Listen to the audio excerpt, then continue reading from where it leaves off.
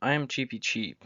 My peers may refer to me as Cheapy, Cheapy Cheap, Cheapy the Cheapskate, Cheapster, Joe, and that's about it. But I would like to clarify one thing. No, I am not a fish. Anyways, let's talk about a game. I am Fish. Ever since this game released, my mind has been buzzing with ideas and speculation. It is hinting at something deeper, something dark and foreboding. In case you're unaware, I Am Fish is made by Bossa, the game studio behind such classes as Surgeon Simulator 2, and I Am Bread. All of their games tend to share a glaring similarity, complex and janky controls for a simple mundane task. The games can tend to be a skill toy of a sort, requiring time and practice to do something that, for us humans, would be second nature. I Am Fish is no different. You will manipulate a fish bowl, jar, mop bucket, or all of the above as you hop between bodies of water and mobile water sources on a quest to the ocean. But the gameplay is not what I want to talk about. If you want a comprehensive review, I don't know, it's pretty fun, I guess. I am here for a theory. I Am Bread and I Am Fish share a canon. They exist in the same universe. This isn't up for debate, this isn't speculation. This is shown, proven, and driven home in a cutscene, dialogue, a stage cameo, and the entire plot. The bread is the driving factor for everything. If it isn't obvious, the game's opening cutscene begins with the baker forcing 2 loaves of specialty bread on a customer. 2 loaves of very jiggly bread. On the house, he says, insisting. He knows that something is up, whether by his own intention or by freak accident. This bread is shown to be eerily alive. The baker seems to react to the customer's name being Bob when he does so. Does he dislike Bob? Is this a plot?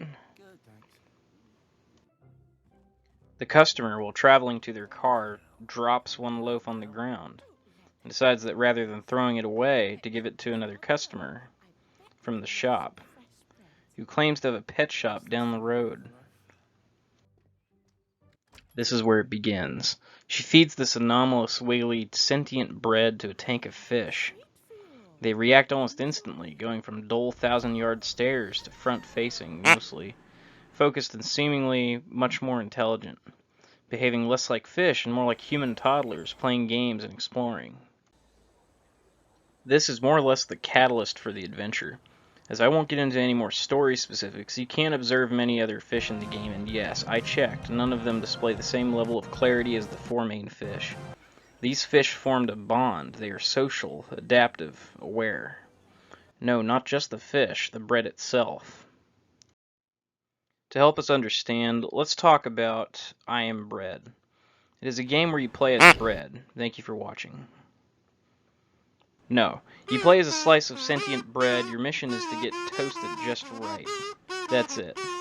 How you move is complicated, sticking yourself to things and flopping about, par for the course for a Bossa game. So what can I Am Fish tell us about I Am Bread? You can overhear a conversation in the first stages as the goldfish. The people in town have rumors about the baker, who has a reputation for forcing his bread on people. He runs the bakery. Out of nowhere, he tried to give bread to my little Robert. I just took him in for some cake. So I think I know what is going on. How to explain I Am Bread, I Am Fish, and maybe in a later video, Surgeon Simulator as well. The bread contains intelligent eukaryotic fungal cells, and I have a theory how. Yeast is used to bake bread, correct? Most forms of bread will require yeast. The yeast is a collection of billions of individual fungi cells. But yeast can't be intelligent, can it? No more intelligent than bacteria? There is an organism known as a slime mold that recently has been discovered to be capable of problem solving and intelligent thought.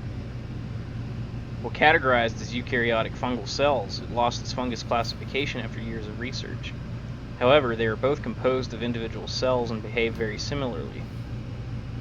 The baker used a slime mold instead of yeast, an intelligent mold that symbiotically improves the host. It benefits from increased social interaction, keeping it close to society where it can spread its influence. It improves the intelligence and problem-solving skills while giving super strength to its host. I never said anything about super strength, did I? Yes, you want evidence? I'll give it to you. The pufferfish levels have a short but insightful moment when you travel a short distance in a garbage can. The whole way fish move a container they are within, filled with water, seems to defy Newtonian physics in itself, but I'll ignore it to focus on the more pressing issue. That garbage can seems to be just slightly larger than a municipal garbage can. So let's take a lower and higher estimate. I don't feel like doing pixel measurements, but as you will find out, this should be impressive to even witness. I will place this can between a 240 liter and a 360 liter. Water weighs 1 liter per kilogram, simple enough, so this pufferfish is pushing between 240 and 360 kilograms. That is almost 793 pounds. Even at the lower, it is still 529 pounds. Considering pufferfish weigh between 20 and 30 pounds, and this is a small one, comparable in size to the goldfish, definitely less than 20 pounds, that fish is moving multiple times his body weight. I know, I could try to calculate the acceleration to measure the exact force exerted on the dumpster, but he is on wheels at a slight incline after all, but the fact still stands that this fish shouldn't be able to move that can at all. Point is, we can confirm this pufferfish has in-pufferfish-like strength. So here's the question. Why? Why is the baker doing this? Does he have a motivation for spreading this superfood? Why does he take interest in Bob? And why is his arm injured in the beginning? For some of these questions, we will need to wait for answers. But until next time, I've been Cheapy Cheap, and I am in danger. Please come help me. My address is... Sorry, my script editor wanted to pull a little gaff. Let me tell you something about Cheapy Cheap. As a cheapskate, I like good deals, and good deals sometimes require negotiations. I negotiated some work at home conditions for my new script editor. They keep us both out of harm's way. Come to think of it, I should pay him a visit.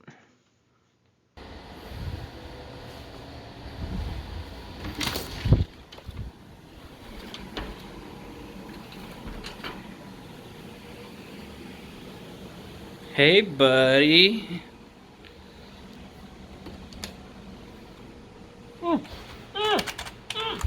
Shh, doing good. Shh, it's okay. I'll be back in 5 days, okay? There.